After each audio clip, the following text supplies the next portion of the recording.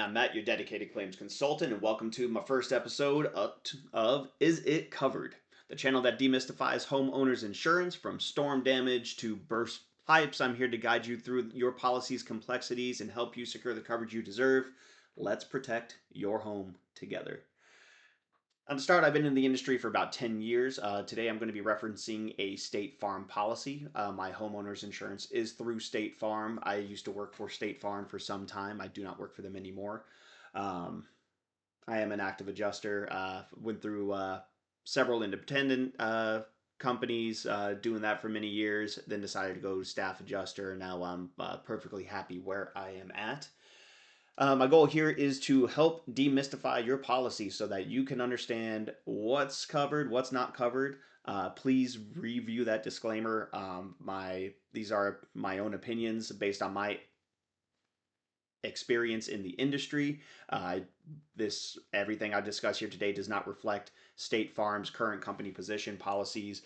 You should always consult with your company adjuster, and you should always review your policy that you could get from your agent's office. That way, you're referring to all the right sections there. Most of the information provided in insurance policies is very similar amongst companies. Some words do change, some other things can change as well. So always make sure you reference your policy and discuss your claim with your insurance adjuster.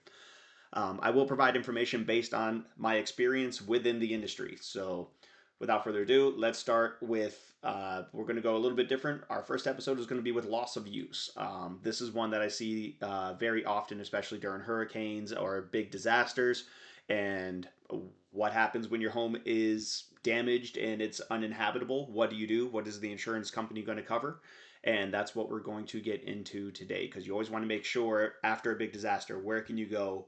You know, not everyone has a lot of savings, so we want to make sure you know what is available to you. So let's get to this. So we have loss of use. It's going to be down here on page 8 of your policy.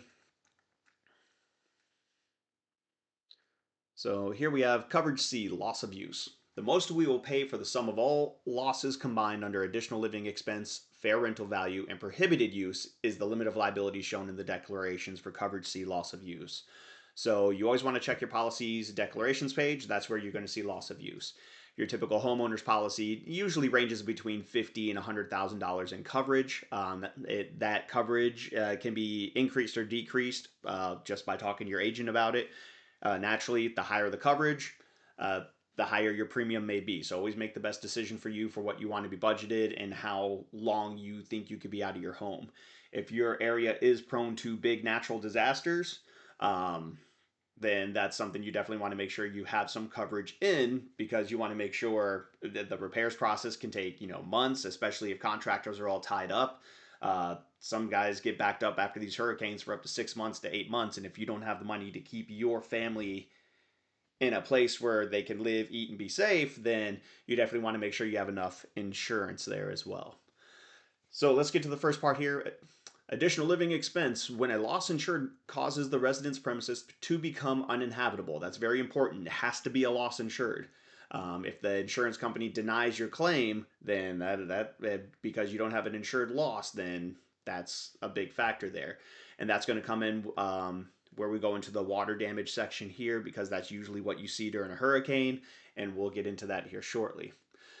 We will pay the reasonable and necessary increase in cost incurred by an insured to maintain their normal standard of living for up to 24 months. Our payment is limited to incurred cost for the shortest of the time required to repair or replace the premises, the time required for your household to settle elsewhere, or 24 months. This period of time is not limited by the expiration of this policy. We will not pay more than the limit of the liability shown in coverage C. So once you hit the limit, you're done. Any normal expenses that are reduced or discounted due to a loss insured will be subtracted from any amount owed. So let's get to this. The reasonable and necessary increase in cost incurred. So let's say, for example, you suffer a burst pipe in the home, pipe freeze or something along those lines. If you meet the qualifications for the pipe freeze, then yes, you have a loss insured, but you can't use your kitchen. You're waiting for it to get replaced. You got cabinets that need to come out. All the stove and everything's detached. So what's wrong? You can't cook. So what's going to happen? You have to go out for meals. That is a increase in cost incurred because now you have to keep going out to eat. This is going to be offset by your normal amount of groceries you pay for and your normal amount of money you spend going out to eat. That's your Starbucks, your Taco Bells. Your insurance company is going to want you to provide all that information. It's based on your verbal. I always recommend try to be as honest as possible there. Especially because if like your refrigerator goes out and you say you have $1,000 in groceries, but you only spend, but you're trying to maximize your meal out, so you say you only spend $300 a month in groceries, that can be a misrepresentation, and they could deny coverage for that portion altogether. So be very, the more honest you are, the more balanced this could be, and then that way your increased costs can be covered. Like for example, if you normally spend $500 a month in groceries and you go out to eat for $300 a month, so your normal expenses for food is $800. If your total receipts they add up and it exceeds $800, then whatever exceeds $800, that's what you're going to be paid back because that's your increased cost incurred. If you don't exceed $800, there's no payment owed for that month. Don't go out and try to get bougie with your meals to, steak dinners, bottles of wine, because that's not your normal standard of living. And that being the case, they could potentially not cover that, and now you're out of pocket more than what you thought. So the best for this is always honesty. They will require receipts because it does say it's based on cost incurred. You have to incur the cost first before you can be reimbursed for it. Um, it's always good to have your receipts, keep them together by weeks, or keep an Excel spreadsheet put together. That's going to help expedite your claims adjuster being able to determine the amount that you're owed. If you just send them 100 receipts and tell them to figure it out, chances are you may not get a payment for a month. To me, because now they have to organize that. They're going to have to go by date. If it's that many receipts, they may kick it back to you and say, no, you got to put this together in something we could understand. So the more organized you are, the faster you could get your payments. And that's what we're looking for, right? I mean, we want to get paid as quickly as possible. So stay neat, stay organized, and that will definitely help you. Excel spreadsheet with a copy of the receipts, that's the best way to do it if you're being covered for meals. Otherwise, if they do consider pets, it is based on your family size. If you aren't able to be in the home, let's say the home's in danger of collapse, or there's too much damage, and based on the construction process, you're going to have to be out. So if you live in a 3-2, let's say it's you, your spouse, significant other, you guys have 2 kids and some pets, they do consider the pets. They will try to keep you in a 3-2. They will try to rent a home during the repairs process there. Um, so it's all going to be based on your standard of living. If you guys are well off and it's you, your spouse, significant other, and you're in a 3-2, but it's just the two of you, chances are you may end up in a hotel. During big disasters, availability is limited. So what normally happens there is take what you could get at that point. I've seen people where they're like, oh, no, I don't want to do that yet. And the next thing you know, there's nothing even locally available for them to go to. And now it's, a 1 hour drive to work instead of 10 minutes. Mileage can be considered. So that's something that can be reimbursed because, again, that's an increase in your costs. So just be mindful of that. Um, if you're in, if they put you in a hotel room and you don't have a place to cook meals, you don't have a microwave or something like that, chances are they will cover your meals.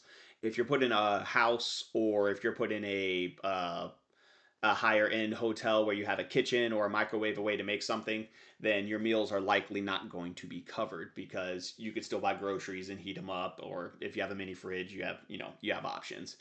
It's uninhabitable. There's a difference between uncomfortable and uninhabitable. So let's say, your air conditioner goes out and it's going to take 2 weeks to replace. Is your home uninhabitable? There's potentials there. If you're elderly and you can't be in extreme heat or extreme cold, yes, that's uninhabitable. You can't live like that.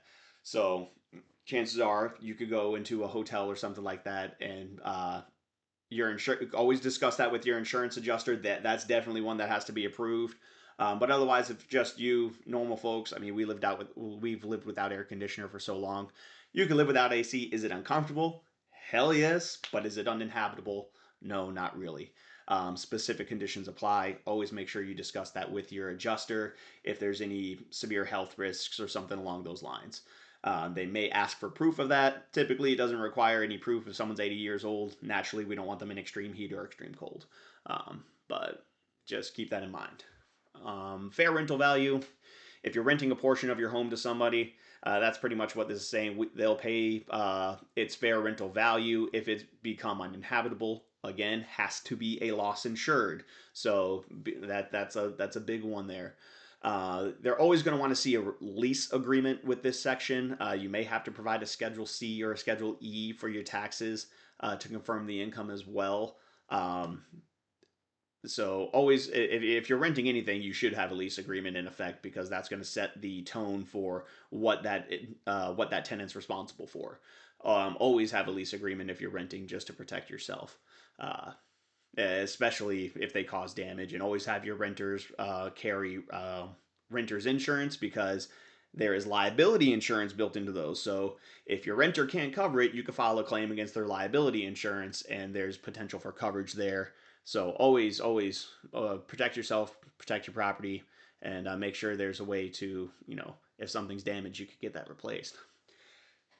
Prohibited use. So we will pay additional living expenses and fair rental value for a continuous period not to exceed 2 weeks, beginning when a civil authority issues an order of evacuation or prohibits your use of residence premises, provided that, and then you'll have these subsections here. What this means is if your issues an order of evacuation. So these subsections do apply, but what this mainly means is if you're under, this is from Hurricane Ian. So if your county is under a mandatory evacuation order, you should have coverage to go stay in a hotel. It is going to be subject to your policy deductible. So if you have a $1,500 deductible and you go stay in a hotel and it's only $800, well, you're not going to get paid back for that. So always make sure you know your deductible, and definitely make sure you know and understand if you have a hurricane deductible. And if you want to change that deductible, talk with your agent now. Do not wait for, you can't change it once the hurricane hits. The hurricane deductibles that I have seen throughout the industry in that area can range all the way up to 10% of your coverage A limit. So if your home is $200,000, 10% of that is $20,000. So that's huge. I mean, not a lot of people can afford. That means, if your roof gets ripped off, then, you may only get a $3,000 check from your insurance company because you have a $20,000 deductible now. It's based on if a hurricane actually hits your area as a hurricane. If it's a tropical storm, it was downgraded to a tropical storm, and that was what caused the damage, then that should just be under your normal wind, hail coverage if you have a separate peril. You'll typically see an all perils deductible, and then sometimes, depending on your policy where you're at, you may have a wind hail deductible and then a hurricane deductible. So know what's on your policy. Don't be surprised. Don't have something happen, and the next thing you know, you're like, whoa, wait, what? Like, this is crazy. The deductibles can be modified by endorsements. So always check your endorsements, and sometimes it's good, sometimes it's bad. So always double check and make sure you understand your policy. And if you have questions, always discuss with your agent. Um, and that's another thing too. Before even filing a claim, you could always check with your agent to check on your coverages there, just to that way you don't have a frivolous claim on your policy. So always double check. Evacuation orders are issued before a hurricane hits. So understand if you're under mandatory and understand if you're under voluntary. If you're under voluntary evacuation orders, then it's voluntary to leave or stay. That is not going to be covered. If you decide you're going to go stay in a hotel and then you submit that in receipts, your claim is going to be denied.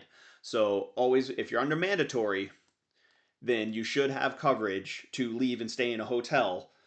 Just make sure you know your deductible and only file a claim if you think it's going to be worthwhile, because the more claims you have on your policy, the chances are the higher your premium can go. That's something you need to discuss with your agent, but that's typically, we know it, that's typically how it goes. It's not the ideal situation there. We want to make sure that we have insurance to cover our home, but we don't want to be scared to file a claim. I always recommend you discuss with your agent's office first, though, and then that way you can help decide, is this going to be a claim? Is this claim going to be good? Is it going to be bad? They can help you determine that. So always good to stay in good communication there. But yes, mandatory versus voluntary is what you need to look for. And as I said, the deductible is huge. That pretty much covers up loss of use. If you have questions about a loss insured, all you have to do is come up to your contents page and you're going to see section 1, losses insured. We'll take a quick look at that as it relates to, in this situation, hurricanes. So we're on page 12 for losses insured. Bring this up, make sure it's nice and visible. So what's insured?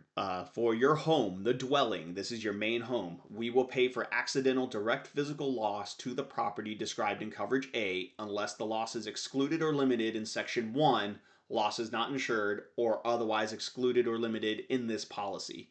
That's huge because the policy, always read through the whole policy, because you're like, oh well, this is insured here, and then you get down to another section, you're like, and they'll point out where it's not insured. So read the whole policy so you're not surprised. Try to reference all the different all the different areas. All the headings are in big bold letters, so you can look through the different sections pretty quickly. So for the dwelling, we have accidental direct physical loss unless section 1, losses not insured, says otherwise, or somewhere else in the policy. So let's go down to losses insured. Section 1, losses insured.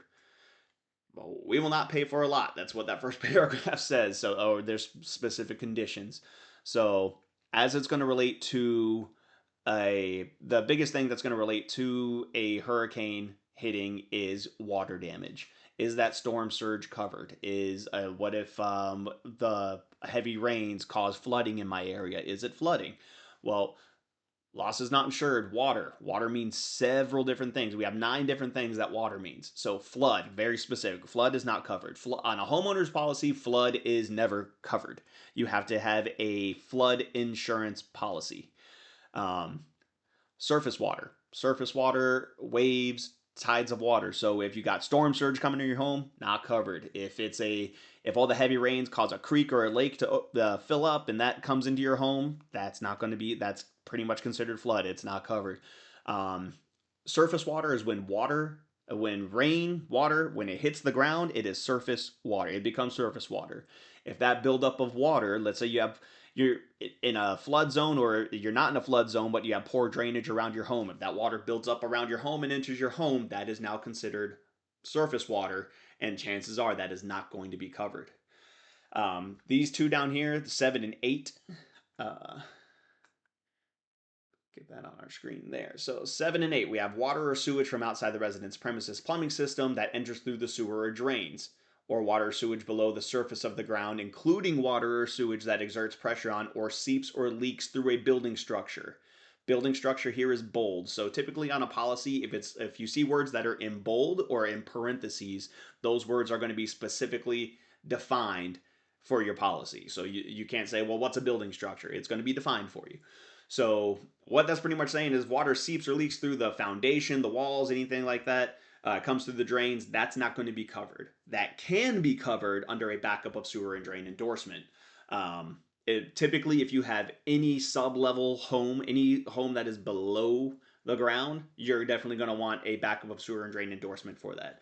Those endorsements are limited on their coverage. They typically range between 10 and 25,000. I've very few far and in between have I seen them over that amount. But always see what your agent can offer for a backup of sewer and drain endorsement. And you'll see that's the one to talk to see if you're even able to get one of those. But typically, if you have a sublevel room, you're below the water table, or when that water table rises, you will have water putting pressure on the walls, the foundation, and those drains could get overwhelmed, and it could back up right into your home. So be very, very knowledgeable and understanding of that. So we know that flooding, that kind of stuff, it's not a loss insured. This does not affect your mandatory evacuation, though. your home can still be uninhabitable due to a mandatory evacuation. Therefore, you could still be covered on your hotel stay or something like that. But chances are, when you get back home, if your home flooded, unless you have a flood insurance policy, you're not going to be covered on your damages. So this comes to knowing your home, make sure you're properly insured, and it definitely is. It's a lot. I've seen some flood policies, and they have they're pretty substantial on their yearly cost. They usually go into the several $1,000s depending on where you're at and how prone you are to flooding. So just be knowledgeable on your policy, be knowledgeable of the area that you're in. I mean, being by lakes and rivers, it is a beautiful thing, it's beautiful scenery, but you can be prone to additional damages that are specifically excluded unless you have coverage provided elsewhere. So always make those good decisions there so you can protect your family and your property. That's going to be it for our coverage for loss of use during hurricanes and whether or not the home is uninhabitable. Habitable. Always discuss with your insurance adjuster when you file a claim. You could discuss with your agent's office first if you even want to file a claim. Be as honest as you can because at the end of the day, loss of use. I mean, you shouldn't be trying to scam for loss of use. That's it's or provide misleading information to get loss of use. At that point in time, you just want to make sure you and your family are protected in a home where they're safe, where you can figure out the next steps to get your home back to normal. So always be as honest as you can. That way you could expedite the process and make sure you're set up so that you can get your life back to normal, get your house back to normal. But you always want to make sure you're maximizing your coverage as well. So if you guys have any questions or specific comments, please leave them in the comment section below. If you have any specific situations you'd like me to discuss or that you would like me to review to possibly put on the channel, you could email mattisitcovered@gmail.com. And I'll be more than happy to look through information you provide. Please don't put any personal information in there, anything like that. I'm here to help you. So I will catch you guys on the next episode. Thank you for watching.